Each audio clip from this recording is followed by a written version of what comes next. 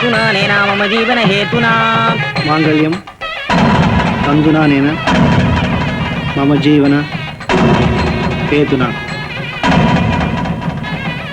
இந்த மஞ்ச கயித்தை உன் கழுத்துல கட்டுற நானு என் உடல் பொருள் ஆவி அத்தனையும் உனக்கு தாரவாத்து கொடுக்கிறேன். மனசாலையும் உடலாலையும் இன்னைக்கு இணைகின்ற நமது இல்லற வாழ்க்கையில இனிமே பிரிவே இல்லை. கண்டே பத்னானி சுபகே தொஞ்சீவ சரதம் கண்டே பத்ராவி சுபகே ரஞ்சீவன சாம்சரம். ஒருத்தருக்கு ஒருத்தர் விட்டு கொடுத்து வாழ போற நம்மோட வாழ்க்கையில நீ இருக்க இன்னொரு பெண்ணை நான் மனசாலையும் நினைக்க மாட்டேன். இப்படி நீயும் அவனும் மாத்தி மாத்தி மந்திரம் சொல்லி ஒருத்தருக்கு ஒருத்தர் உறுதிமொழி எடுத்துக்கிறது தான் மறிக்குழந்து.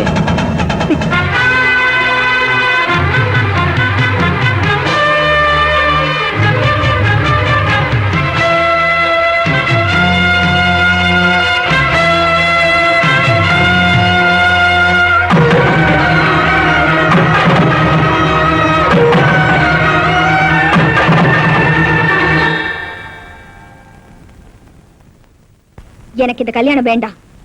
எனக்கு இந்த மாப்பிள்ளை பிடிக்கல.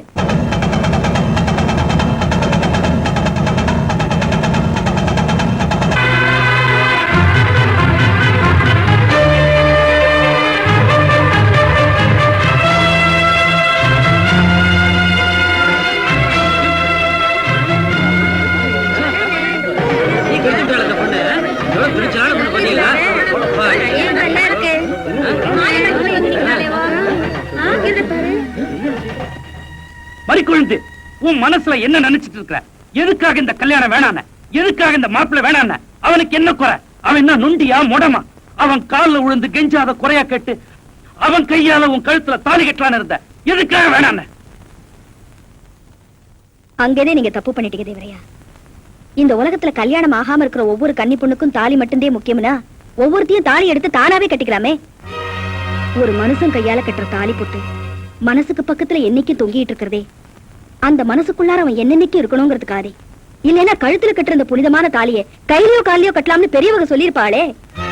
நல்ல மாப்பிள்ளையா வரமாட்டாங்களான்னு ஒவ்வொரு பொண்ணும் ஆசைப்படுற மாதிரி இத்தனை காலமும் நானும் ஆசைப்பட்டது என்னமோ உண்மைதே. ஆனா மனசு வேற ஒருத்திக்கிட்ட கொடுத்துட்டு வெறும் மஞ்ச கைத்த மட்டும் என் கழுத்துல கட்ட நினைக்கிற உங்க மக மாதிரி ஒரு மாப்பிள்ளைக்காக சத்தியமா நான் காத்திருக்கல. மறிக்குழுந்து, என்ன சொல்ற? ஆமாங்கய்யா, நேத்து ராத்திரி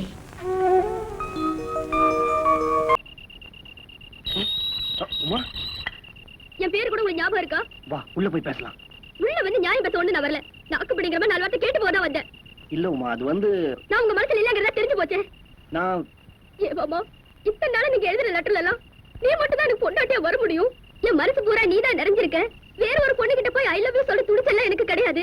சின்ன வயசுல இருந்து எனக்கு நீ தான், உனக்கு நான் தானே பெரியவங்க முடிவு பண்ணது பண்ணதான். அப்படி இப்படி எழுதி எழுதி என்ன ஏமாத்துறதும் இல்லாம இப்ப இன்னொரு அப்பாவை பொண்ணோட வாழ்க்கை கேட்டுட்டு வந்து நிக்கிறியே. இந்த பாவனை சும்மா விடாது.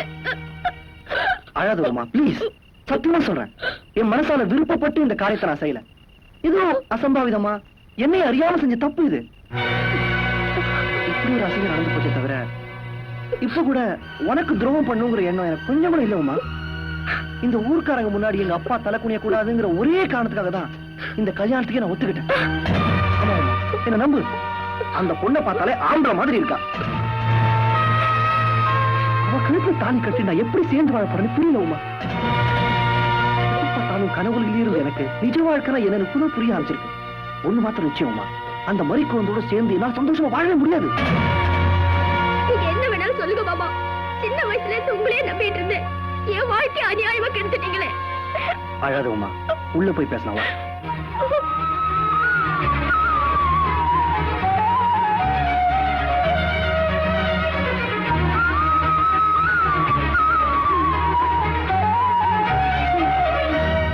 மறிக்குழந்து, இப்படி கொஞ்சம் வா. நான் சொல்றதை கேளுமா. இல்லங்க டீச்சர் அம்மா, உங்களுக்கு தெரியாது. இந்த ஊர்ல எல்லாரும் என்னைய போய் சொல்றேன் சொல்லுவாங்க. நேத்து ராத்திரி நடந்த சம்பவத்தை பார்த்ததுக்கு அப்புறமும் எதுக்காக நான் மனமேட வரைக்கும் வந்தேன்னா, எந்த சனங்க எனக்கு கல்யாணம் பண்ணி வைக்கணும்னு பஞ்சாயத்துல ஆசைப்பட்டாங்களோ அந்த சனங்களுக்கெல்லாம் என்ன காரணத்துக்காக நான் அந்த கல்யாணத்தை வேணாம்னு சொல்லேங்கிற விவரம் தெரியணுங்கிறதுக்காக. இது பாரு மறி குழந்தை, நடந்தது என்னமோ நடந்து போச்சு. அதுக்காக இத்தனை பேருக்கு மத்தியில மாலையை கழட்டி போடுறதும் கல்யாணமே வேண்டான்னு சொல்றதும் அவ்வளவு நல்லது இல்லம்மா. மறி கொழுந்து, மாங்கல்யம் திருட்டு போற திருப்பி வாங்கிக்கலாம். ஆனா நீ திருட்டு கொடுத்ததும் மனசு மட்டும் இல்லம்மா, வாழ்க்கை இந்தாம்மா. நல்லா யோசனை பண்ணி பாருமா. யாருமே தெரிஞ்சு திருட்டு கொடுக்கறதுல கிளவி, நானும் தெரியாமத்தான் திருட்டு கொடுத்துட்டேன். என்ன செய்யறது, ஆண்டவ விட்ட வழி. நீ வா, நம்ம போலாம்.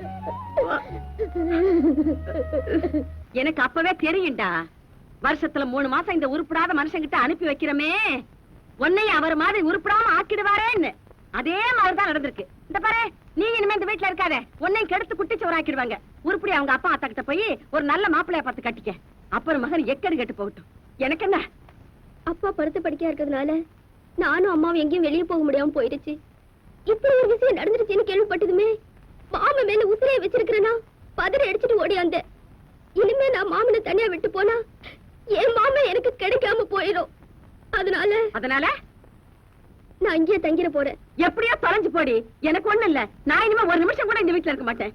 எவ்வளவுதான் பொத்தி பொத்தி வளர்த்தாலும் அப்பம் பொத்தி தானே வரும் இவனுக்கு. நான் போறேன். மனு, நான் சொல்றது கொஞ்சம் கேளு. இத்தனை வருஷம் நீ என்ன பிரிஞ்சு வாழ்ந்ததுனால தான் இந்த பய பாதி நாள் அங்கேயும் பாதி நாள் இங்கேயுமா வளர வேண்டியதா போச்சு. அதனால தான் நம்ம குடும்பம் இன்னைக்கு ஊர் சிரிக்கிற நிலைமைக்கு ஆயிருச்சு. இனிமேலாவது இந்த ஊருக்கு உபதேசம் பண்ற வேலையை விட்டுட்டு உன் குடும்பம் நல்லா இருக்கணும்ன்றத பத்தி கொஞ்சம் யோசி.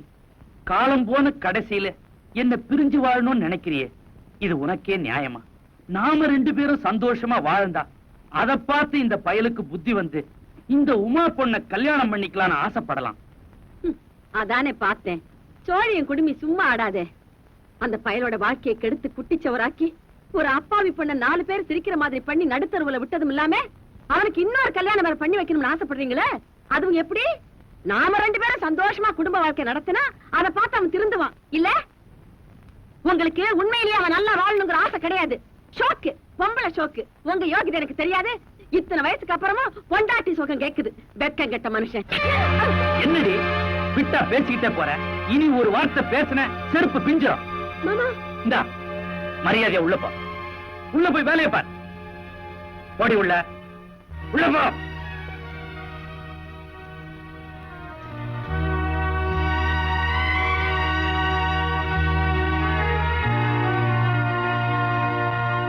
யாரடி? அட, இந்த மறி குழந்தைதான் சொல்றேன். நேத்து கல்யாண வீட்டுல வக்கனையா பேசிட்டு தாலி கட்டிக்காம வந்துட்டான்ல.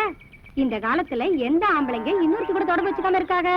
அது வேற ஒண்ணும் இல்ல, தாலி கட்டிக்கிட்டா இப்படி ஆம்பளை மாதிரி ஊரை சுத்தி சுத்தி வர முடியாதுல்ல, அதுக்குத்த. அடி போடி, வாய் பிடிச்சுதான் மாங்காய் பிடிச்சுதான் பேசாதடி. ஓம் புருஷன் இன்னொருத்தி கூட போறத நீ ஒத்துக்குவியா? தலைவலியும் பௌத்த வலியும் தனக்கு வந்தாதான் தெரியும். எனக்கு என்னவோ மறி குழந்தை பண்ணது சரின்னு தான் படுது. ஒரு நாள் படுத்து எந்திரிச்சோங்கிறதுக்காக தரங்கட்ட ஒருத்தங்கிட்ட தாலிய கட்டிக்கிட்டு காலம் பூரா கண்ணீர் வடிக்கிறத விட அவன் முண்டைச்சியா இருந்துட்டு போயிடலாம். என்னதான் அவன் தரங்கட்டவனா இருந்தாலும் ஒரு பொட்டச்சி தாலிய வேணான்னு சொல்லி தூக்கி எறிஞ்சு பேசுனது எனக்கு என்னமோ சரியா படல. தாலி ரோட்ல பட்ட பகல்ல புருஷனோட போயிட்டு இருக்கும் போதே புருஷனை அடிச்சு போட்டு பொண்டாடி தூக்கிட்டு போயிடுறானுங்க. இந்த கலிகாலத்துல போய் தாலிய பத்தி பேச வந்துட்டான். ஆம்பளை துணை இல்லாம வெறும் தாலிய மட்டும் கட்டிக்கிட்டு அந்த பொண்ணு தனியா என்னத்த பண்ணும்? வேலைய பாப்பியா? டேய், இதுல உள்ளதை அப்படியே படிக்கணும். எங்க அப்பா யார் தெரியுமா? தமிழ் வித்துவான். ஒரு வார்த்தை தமிழ்ல தப்பா பேசினா கூட அறுவாள் எடுத்து வெட்டிடுவாரு. புரியுதா? புய்பம் அழகாக பூத்திருந்தது. புய்பம் அழகாக பூத்திருந்தது. புய்பம் அழகாக பூத்திருந்தது. புய்பம் அழகாக பூத்திருந்தது. புஷ்பம் அழகாக பூத்திருந்தது. அப்பா யாரு? தமிழ் வித்துவான். ஒரு வார்த்தை தப்பா பேசினா கூட அறுவாள் எடுத்து வெட்டிடுவாரு. எங்க இத படி.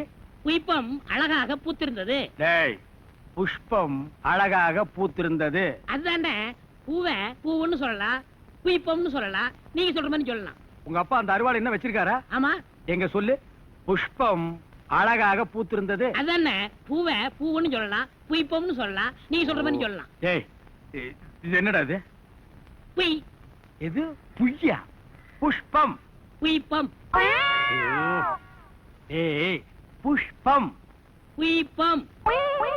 ஓ, ஏய் புஷ்பம். புஷ்பம். நீ தனித்தனியா சொல்லு. பூ. புய். ஓ, பூ. புய் புய் புய் புய். இது உய்யா. ஏ பூ. உய். ஐயோ. யோ, இங்க வாயா. என்னண்ணே? உட்காரியா. இது என்னன்னு படி. புஷ்பம் அழகாக பூத்திருந்தது. என்ன சொன்னார் பாத்தியா? அண்ணே, பூவை பூவுன்னு சொல்லலாம், புஷ்பம்னு சொல்லலாம், நீங்க சொல்ற மாதிரி சொல்லலாம், அவர் சொல்ற மாதிரி சொல்லலாம். அடே, உன் நாக்க 4-5 தடவை சேவிங் பண்ணிட்டாலும் சொல்லி தொலையண்டா.